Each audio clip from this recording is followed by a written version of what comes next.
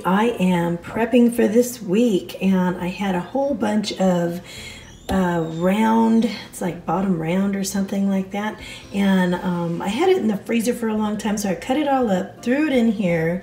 I had a package of mixed peppers frozen from Trader Joe's, threw that in here, a cut up onion, a packet of fajita mix seasoning, because you know I love my packets, about a half a cup of water, and what else did I put in here? Oh, a can of tomatoes, diced tomatoes, and I'm gonna just turn it on. I'm going to turn it on high right now, but it's going on low to cook for the whole night. And in the morning, I will have quite a nice little fajita dish to use throughout the week.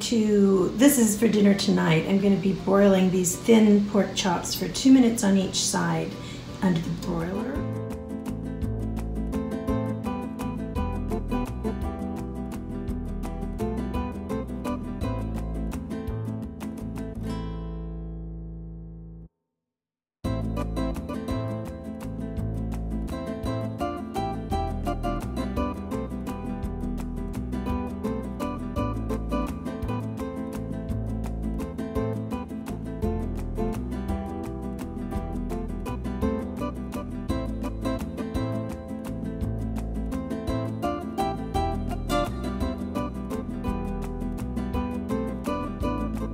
It is the next morning. We've had breakfast. I am cooking up some of these natural eggs here to just have some hard-boiled ones on hand. Down in here I've got broccoli roasting, I've got chicken roasting, and the fajita meat's all done and it's all jarred up. It's so wonderful, and that's in the fridge, ready to go later. I've got a snack to take with me. I'm on the go today, and it's 2 tablespoons of the hummus here for 2 points, and some celery and baby carrots. So I'm going to just take that with me. I'm going to take an apple. I might take a hard-boiled egg. Right now I'm not hungry in the least bit, but it's better to be prepared. And of course there is my water coming with me. Show you this little lunch bag I found. You know, it's kind of like part of being prepared. Look at that. It's insulated on the inside, and it was so cute. I thought it was just so cute that I grabbed it, because I thought, you know, I can put this stuff in it and carry it with me. I mean, the lunch bags nowadays are so cute. They actually look like purses. And so if you find one that's super cute that you don't mind carrying with you wherever you go, and you'll always be prepared. All right, here are all the chicken tenderloins. I had a packet, of course. It was cook in a bag. You season it and then cook it in there. So these are all ready for different recipes throughout the week, nice and tender. Just checking in with my lunch here. I have a Joseph's pita here for 1 point, just cut in half, with the chicken that I made, which is 0 points. And then what else? I've got salsa in there, lettuce, and then I have this quote-unquote sour cream guacamole, which is 2 points of avocado and then a 1/4 cup of the non-fat Greek yogurt. So that is 2 points, and then my 0 point fat-free refried beans. So altogether this is 3 points for lunch.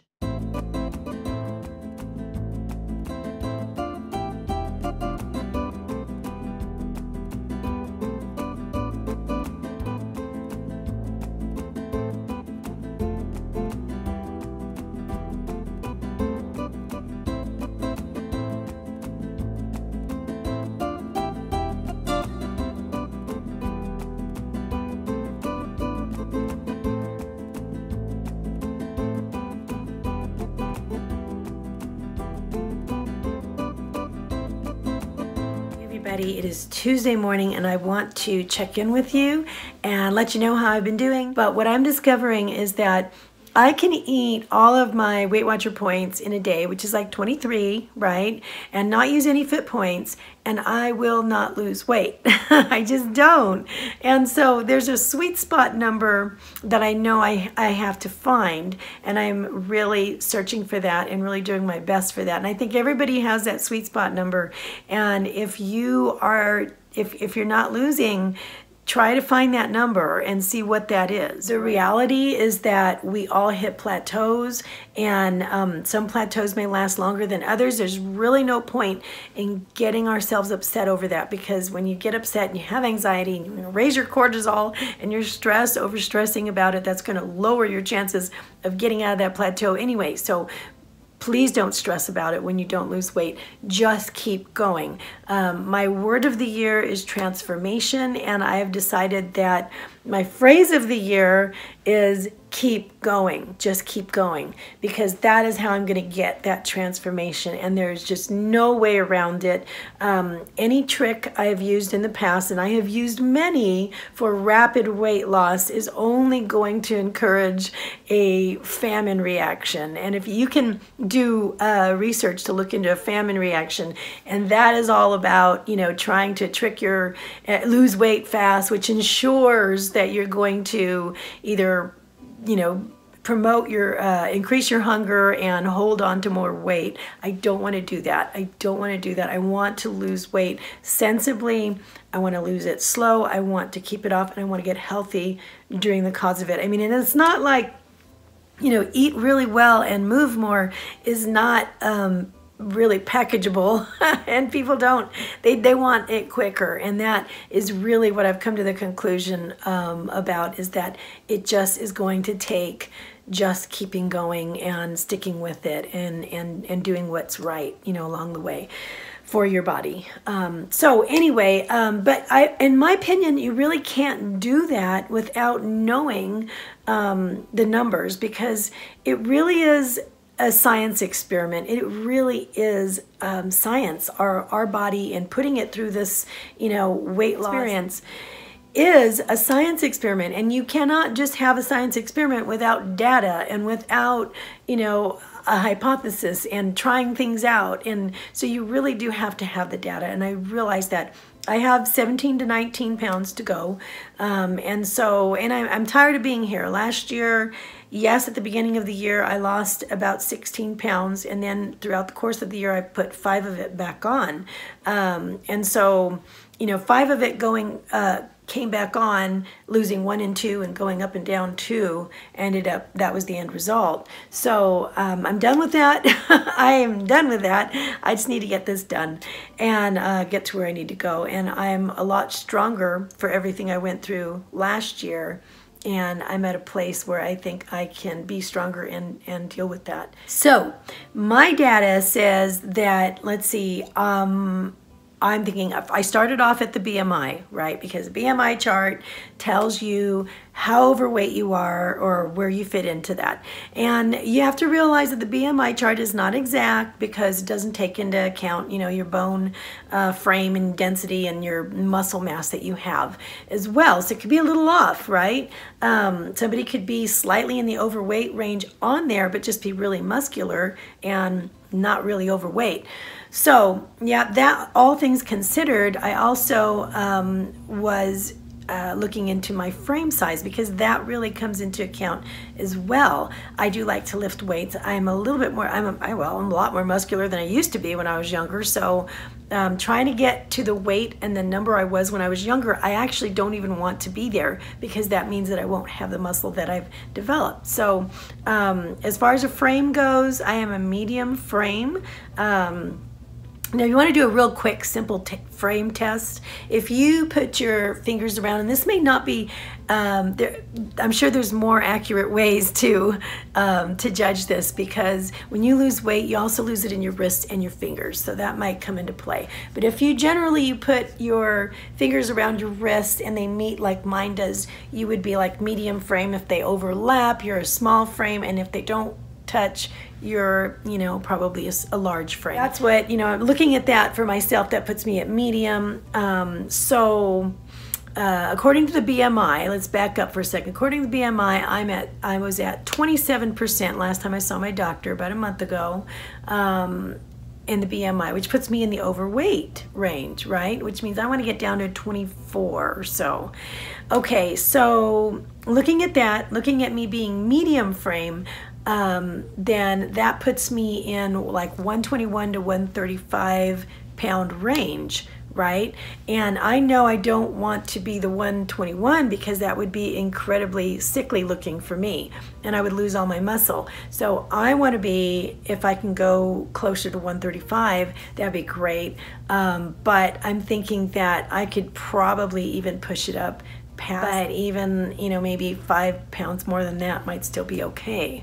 Okay, so we'll just have to wait and see. Okay, so how do I get there? Okay, well, according to the science of that, you know, medium frame BMI person that I'm at, I should have, in order to maintain my weight, I should be at about 1,980 calories per day, almost 2,000.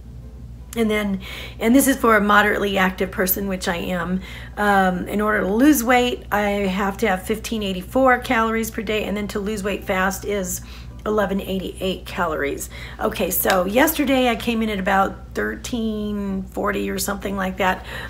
And and I burned about 2,300, right? So I don't know, do the math, you know, and I also have to take into account my metabolism and my age, you know, which might slow me down a bit.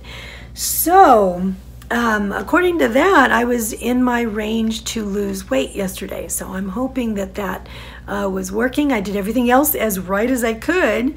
And so what I started doing to track all of this is, besides using my Weight Watcher app, which I've decided if I leave 8 or 9 points on the table every day, that is probably my sweet spot as far as having a weight loss, right, that week. So my goal and my aim is to try to leave about 250 to 300 maybe calories per day of maintaining my weight to lose it. That being said, I've tried 1,500 before, and that was still a little bit too much probably for my age and my metabolism. So I'm thinking that yesterday, 1,380 or so is probably, 1,340 to 1,380 is probably my sweet place, right?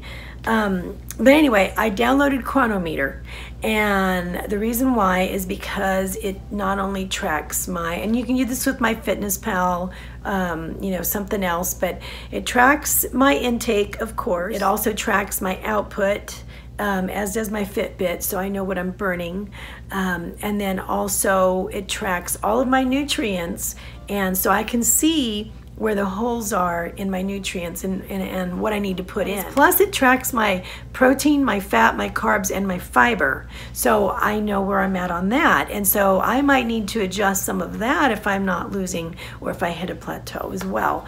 One thing is for sure though, is that if we get into a plateau, the bare fact is that we're going to have to adjust the energy input or the energy output, and maybe even both, right? Which is one of the reasons why I just want to keep my exercise moderate right now, because if I get into plateau, I could always adjust that and output a little bit more. I don't want to like start full force and then raise my cortisol, then have nowhere to go after that and not able to lose weight. So anyway, I'm leaving myself, you know, some room.